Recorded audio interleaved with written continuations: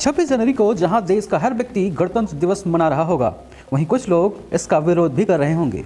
आप सोच रहे होंगे कि हम ऐसा क्यों बोल रहे हैं। इसका जवाब तलाशने के लिए मैं आपको ले चलता हूं भारत के उत्तर पूर्व में स्थित मणिपुर राज्य में, जहां पर अलगाववादी संगठन यूनाइटेड नागा काउंसिल ने 26 जनवरी को गणतंत्र दिवस का बाइकॉट करने की घोषणा की है। इस समय आप देख रहे हैं फायर टाइम्स और मैं हूं आपके साथ, आपका साथी युधिष्ठिर। इस तरह का बाइकॉट पहली बार ही नहीं हो रहा है। इससे पहले भी गणतंत्र दिवस का विरोध चरमपंथी अलगाववादी संगठन के द्वारा किया जाता रहा है। इस समस्या का कारण इतिहास के गर्भ में छिपा हुआ है, जो आज़ादी के 75 सालों के बाद भी देश के लिए परेशानी का सबब बना हुआ है। अलगाववादी संगठनों से बात करके आपसी विवाद को समाप्त करने का प्रयास भारत सरकार ने कई बार किया। इस बाबत कई समझौते भी हुए, लेकिन सब कुछ नाकाफी रहा। आज भी मणिपुर के शहरों और बाज़ारों की दुकानें शाम 7 बजे के बाद बंद हो जाती हैं। यहाँ तक कि मणिपुर की राजधानी इम्फाल का भी यही हाल है। प्रदेश में इंसर्जेंसी और अनरेस्ट की वजह से ही अफस्पा एक्ट 1958 अभी तक लागू है। हाल ही में नागालैंड में हुए 14 नागरिकों की मौत के बाद इसे समाप्त करने की मांग तेजी से उठने लगी, लेकिन फिर भी इसे 6 महीने के लिए आगे बढ़ा दिया गया। अब आपको बताते हैं कि ऐसे कौन कौन से अलगाववादी संगठन हैं जो भारत सरकार के खिलाफ खड़े हैं और भारतीय संविधान तथा तिरंगे को नहीं मानते हैं। नॉर्थ ईस्ट में इस समय सबसे जो बड़ा अलगाववादी संगठन है वो है NSCN, Naga socialist council of Nagaland, जिसके जनरल सेक्रेटरी हैं थुंगलांग मुविया।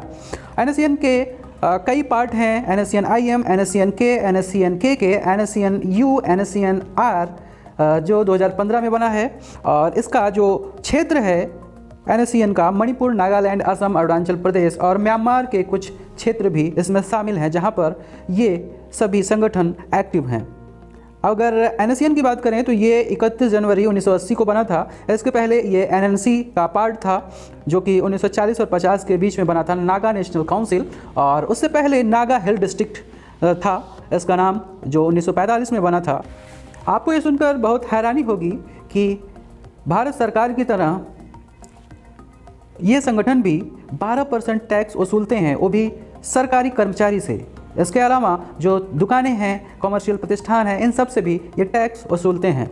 अब हम बात करेंगे उन एग्रीमेंट्स के बारे में जिसके बाद भी समस्या का हल नहीं हो पाया है। सबसे पहले आज़ादी के समय 1947 में 9 पॉइंट एग्रीमेंट हुआ। उसके बाद 1975 में शिलांग एकॉर्ड हुआ। 1997 में सीज फायर एग्रीमेंट हुआ भारत सरकार के साथ नागा संगठनों का। इसके अलावा मोदी सरकार में भी 3 अगस्त 2015 को फ्रेमवर्क एग्रीमेंट हुआ। ये सभी एग्रीमेंट होने के बावजूद अभी भी समस्या का कोई भी सही हल नहीं निकल पाया है। NSCN के महासचिव थुंगलांग मुविया का कहना है कि 1960 में नागा लोगों की बगैर सहमति के और NNC से बिना बात किए नागालैंड राज्य का निर्माण कर दिया गया। यूनाइटेड नागा काउंसिल ने कहा कि वह नागाओं के वैध राजनीतिक अधिकारों से लगातार वंचित होने और इस तरह नागाओं और भारत के विभिन्न शासनों के बीच वर्षों से विभिन्न द्विपक्षीय राजनीतिक समझौतों का अनादर करने और थोपने को गंभीरता